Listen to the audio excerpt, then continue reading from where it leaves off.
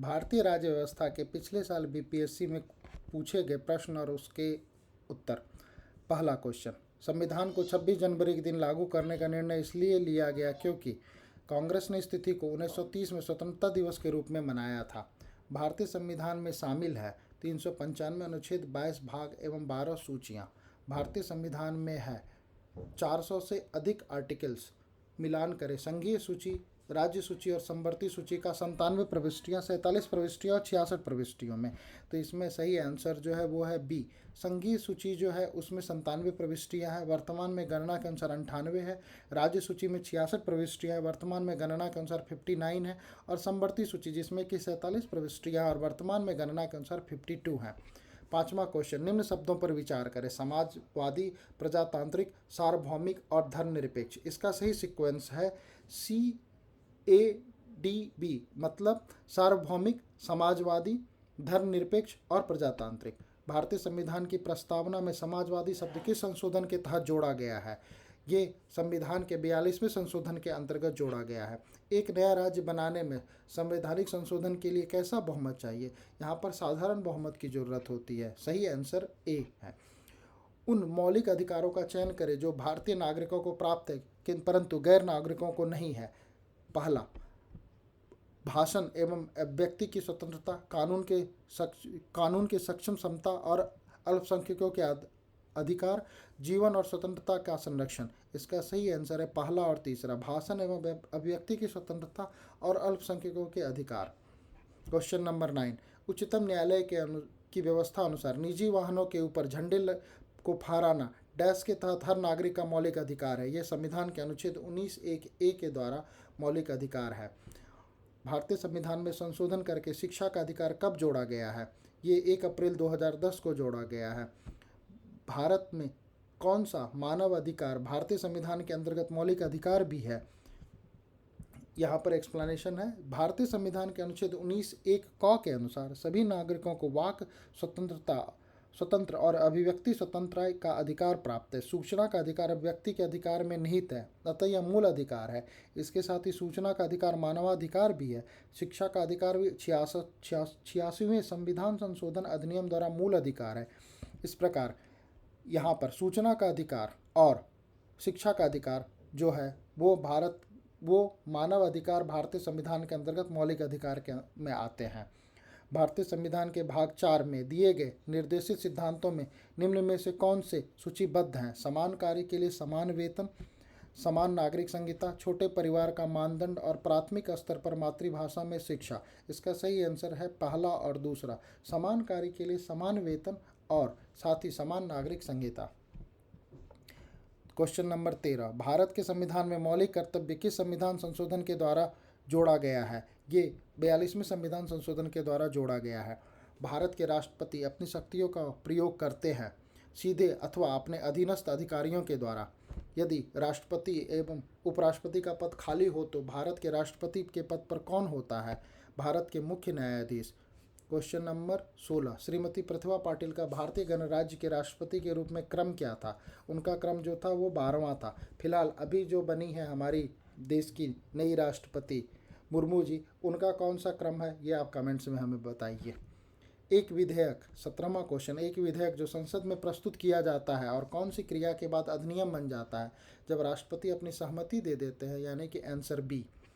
18वां question, Shri Mohammad Hamid Ansari को भारत के उपराष्ट्रपति के रूप में क्रमांक है 12वां, लेकिन अभी यदि कॉन्टेक्स्ट में देखें तो अभी जो नए नए उपराष्ट्रपति बने हैं उनके नाम और उनका कौन सा सीक्वेंस है उसके बारे में आप कमेंट्स करके हमें बताएं। राष्ट्रीय सुरक्षा समिति का प्रधान कौन होता है? वो प्रधानमंत्री होते हैं। भारत सरकार का कौन सा अधिकारी सदस्य न होते हुए भी भारतीय संसद की कार्यवाही में भाग लेने का अधिकार रखता है?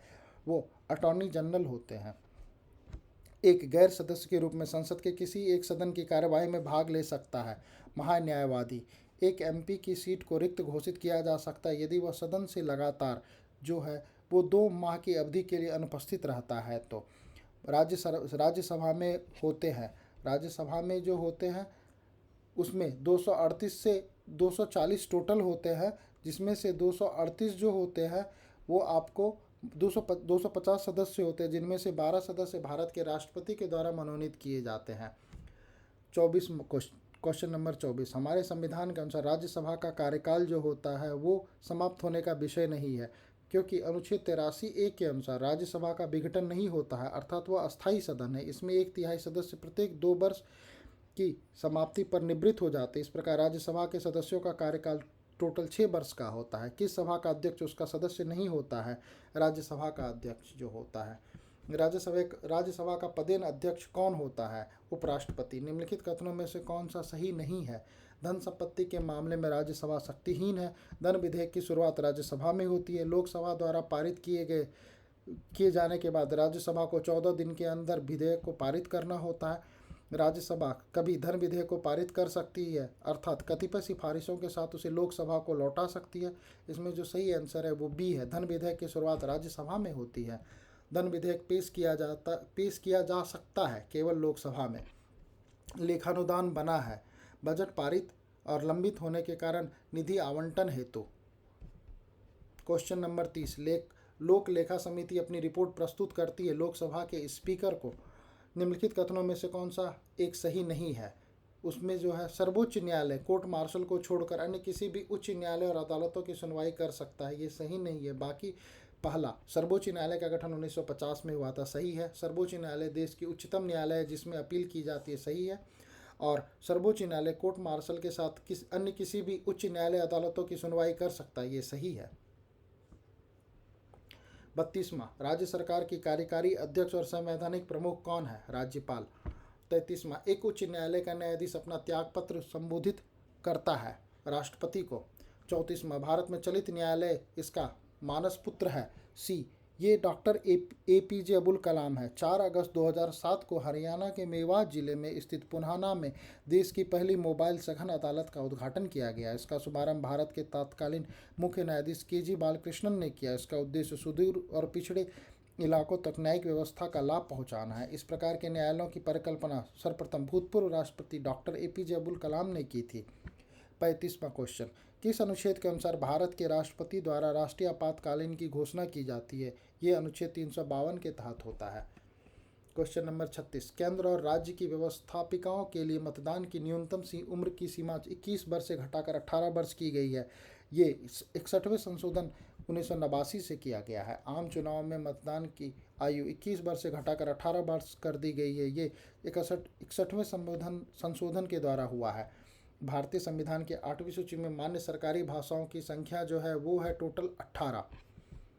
39, क्वेश्चन नंबर 39, CDP और NES के पुनर्गठन के लिए 1957 में NDC द्वारा स्थापित समिति का नाम बताया, जिसे ग्रामीण स्थानीय सरकार के त्रिस्तरीय प्रणाली का सुझाव दिया गया था। बलवंत राव मेहता समिति थी ये। 40वां, निम्नलिखित विशेषताओं में से केंद्रीय शासन व्यवस्था के लिए कौन सा सही नहीं है? ये बड़े कानून के लिए आदर्श। विकेंद्रीकरण प्रणाली की सिफारिश किसने की थी? इसकी सिफारिश बलवंत राय मेहता ने की थी। अशोक मेहता समिति ने निम्नलिखित की सिफारिश की थी। पंचायती राज को द्विस्तरीय सरकार बनाने में ब्लॉक स्तर पर पंचायत समिति है एक प्रशासनिक प्राधिकरण। भारत में ब्लॉक स्तर पर बनी पंचायत समिति केवल जो है प्रशासनिक प्राधिकारी है। क्वेश्चन नंबर 45, 14 अगस्त 2007 को संसद द्वारा भारतीय संविधान में संशोधन के उपरांत अब अनुसूचित जाति की सूची में जातियों की संख्या कितनी है? टोटल 1206। निम्न में से कौन संयुक्त राष्ट्र की सुरक्षा परिषद का अस्थायी सदस्य नहीं है? जर्मनी। 47वां क्वेश्चन, एमनेस्टी इंटरनेशनल एक संगठन है जो जुड़ा हुआ है मानव अधिकारों के संरक्षण से। चीन की समाचार एजेंसी का नाम क्या है? New China news agency. किस देश की सरकारी रिपोर्ट को येलो बुक कहा जाता है? 49 का ए। फ्रांस की सरकारी रिपोर्ट को येलो बुक कहा जाता है। 50, भारत के प्रथम विधि विश्वविद्यालय की स्थापना अगस्त 1987 में कहाँ की हुई थी? बेंगलुरु में। और सीमा सुरक्षा बल की स्थापना कब की गई थी? 1965 में। भारतीय संविधान की संविधान सभा द्वारा अंगीकृत किया गया था 26 नवंबर 1949 को। तो इसी के साथ ही 52 क्वेश्चन का ये जो सेट था ये समाप्त हो रहा है। अब बाकी के इसमें टोटल 201 क्वेश्चन है जो 67th BPSC तक पूछे गए हैं, तो मैं 4 पार्ट में उसको लेकर आऊँगा। आप इसको लाइक करें, सब्सक्राइब करें और अपने दोस्तों के साथ शेयर करें। धन्यवाद।